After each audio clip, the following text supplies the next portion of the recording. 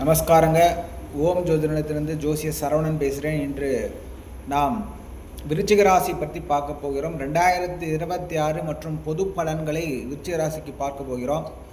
இந்த விருச்சிக ராசி காலபுருஷனுக்கு 8ஆம் வீடாக வருவதால் இவர்கள் படாத கஷ்டமே இல்லை என்று சொல்லலாம்.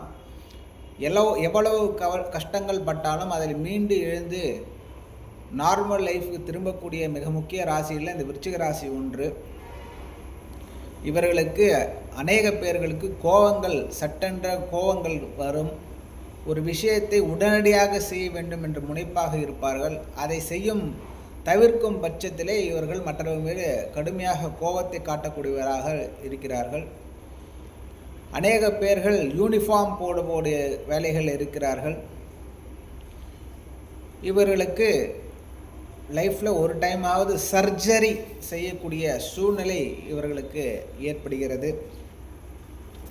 அதே மாதிரி காலபுருஷனுக்கு இந்த செவ்வாய் சுக்கிரன் கனெக்ஷன் இந்த விருச்சிக ராசிக்கு வருவதால் பொதுவாகவே மேஷ, ரிஷப, துலா விருச்சிக ராசிக்காரர்கள்லாம் ஒரு செவ்வாய் சுக்கிரன் காம்பினேஷனில் இருக்கக்கூடியவர்கள்.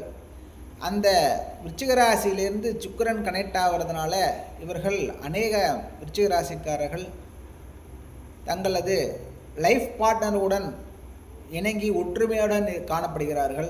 அந்த லைஃப் பார்ட்னர் இவருக்கு சப்போர்ட்டாக இருக்கிறார்கள். விருச்சிக ராசிக்கு லைஃப் பார்ட்னர் எல்லாமே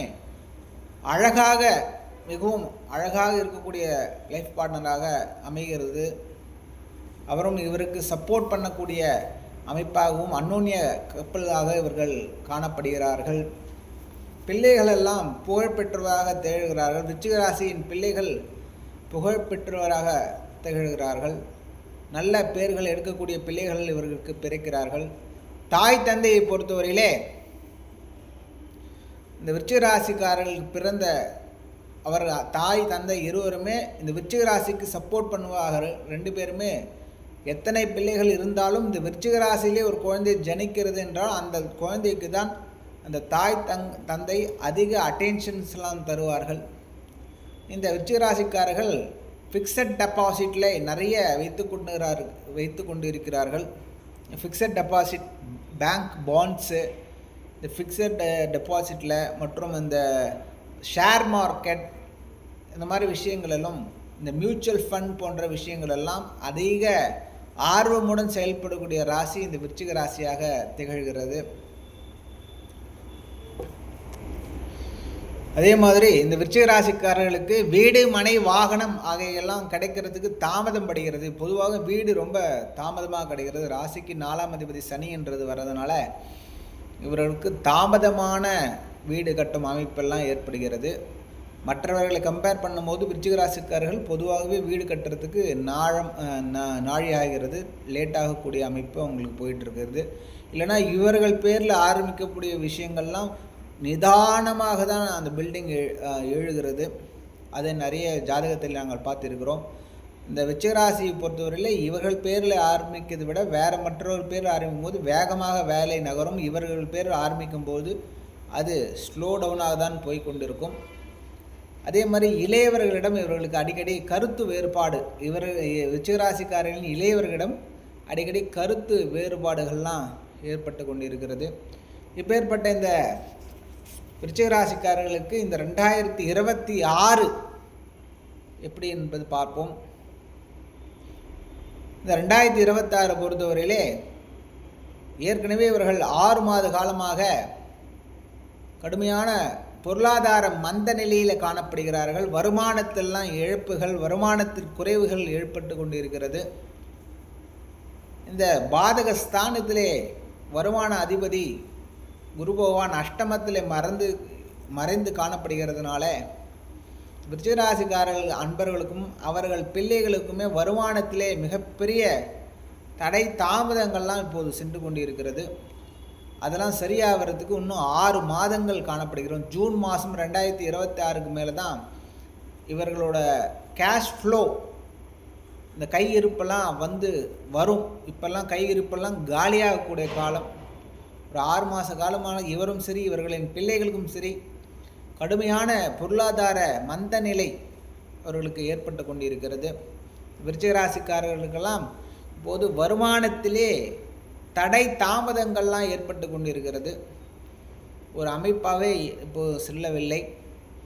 அதே மாதிரி அவர்களுக்கு இந்த சனியின் பார்வையும் இந்த வருமானஸ்தானத்திலே விட்டு பார்வைப்படுவதால் மிகவும் நிதானமான போக்கு தான் நடைபெற்று கொண்டிருக்கிறது. இவர்கள் யாராவது வாக்குறுதி சொன்னார்கள்னா அதை நம்ப வேண்டாம். இந்த காலகட்டத்திலே உங்களுக்கு தரப்படும் வாக்குறுதிகள் நிறைவேறாது.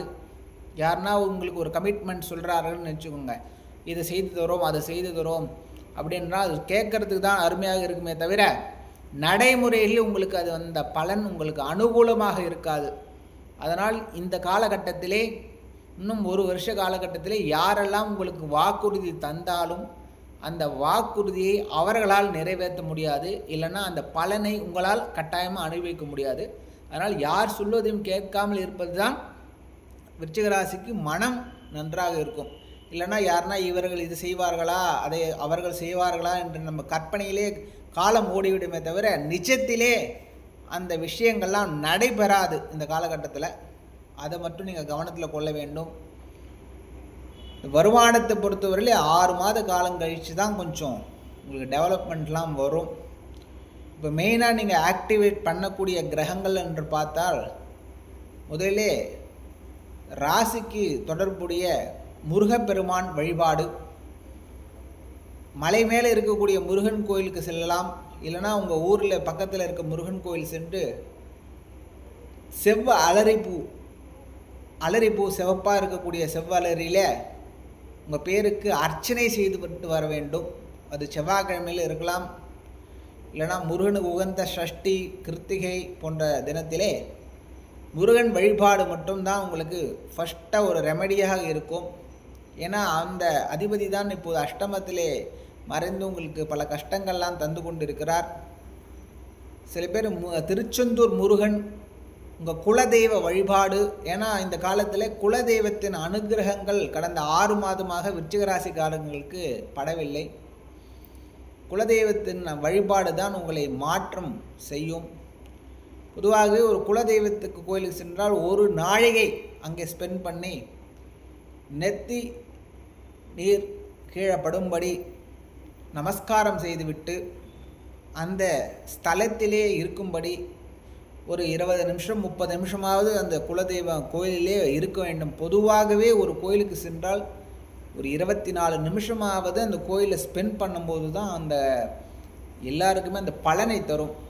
போனோம் வந்தோம்னு இருக்கக்கூடாது. கோயில்களிலே ஒரு நாழிகை 24 நிமிஷம் ஒரு கோயிலில் போய் நம்ம ஸ்பெண்ட் பண்ணி நம்மளோட முழு கவனமும் கடவுள் மேலே இருக்கும்படி வேண்டுதல், கடவுளோட பாடலை கேட்பது போன்றவற்றெல்லாம் செய்யும்போது தான் நம்ம கோயிலுக்கு சென்ற அனுகூலங்கள் நமக்கு கிடைக்கும். அதே மாதிரி பெருமாள் வழிபாடு செய்வது நலம். இந்த பெருமாள் பொறுத்தவரையிலே உங்களுக்கு இப்போ இருக்கிற அந்த எவ்வளோ ப்ரெஷர் இருக்கக்கூடிய எல்லா விஷயங்களுமே உங்களுக்கு நல்ல சுபமாக மாற்றக்கூடியவர் பெருமாளாக இருக்கிறார்.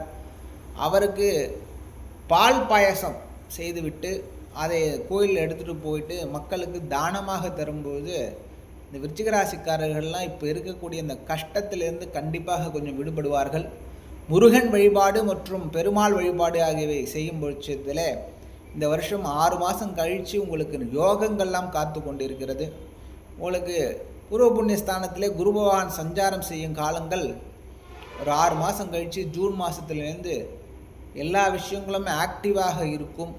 அப்போ உங்களுக்கு கிடைக்க வேண்டிய பாக்கியங்கள், வெளிநாடு பயணம் உங்களுக்கு நல்ல விஷயங்களாக மாறக்கூடியது, வெற்றி போன்றவையெல்லாம் உங்களுக்கு அடையும் காலங்கள்லாம் உங்களுக்கு அநேகமாக காத்து கொண்டு இருக்கிறது. ஒரு 6 மாதம் கழித்து தான் உங்கள் பிள்ளைகளால் பெரும் நற்செய்திகள் நன்மைகள்லாம் உங்களுக்கு கிடைக்க போகிறது. ஒரு 6 மாத காலங்கள் நம்ம சொன்ன இந்த பரிகாரத்தெல்லாம் நீங்கள் செஞ்சுட்டு வரலாம். யாரெல்லாம் இப்போது வயிற்று வலி பாதிப்பு இருப்பவர்கள் குரு பகவானுக்கு சுண்டல் நிவேத்தியம் செய்து அதை சாப்பிட்டு வந்தாலும், மற்றவர்களுக்கு தானம் செய்துவிட்டு வந்தாலும், அநேக விருச்சிக ராசிக்காரர்கள் வயிற்று வலியில் எதனா பாதிப்பு இருந்தால் இந்த பரிகாரம் செய்ய வேண்டியது. உங்களுக்கு நல்ல நேரம் 2026 ஜூன் மாதம் மேலே படிப்படியாக எல்லா பிரச்சனையிலேருந்து வெளிவந்து உங்களுக்கு மனத்துக்கு பிடித்த விஷயங்கள்லாம் நடக்கப் போகிறது. அதற்கு அநேக வருமானம் மற்றும் வெற்றி ஸ்தானம் இயங்க போகிறது. உங்களுக்கு பூர்வ புண்ணியாதிபதி அருள் கிடைக்க போகிறது. எல்லாமே 2026 ஜூன் மாதம் மேலே படிப்படியாக முன்னேறி உங்களுக்கு மனதுக்கினிய விஷயங்கள்லாம் நடைபெறும். நீங்கள் ஃபாலோ பண்ண வேண்டியது குலதெய்வ வழிபாடு, முருகன் வழிபாடு, பெருமாள் வழிபாடு. இது செய்துவிட்டு காத்து இருக்கோம். நல்லதே நடக்கும். நன்றி.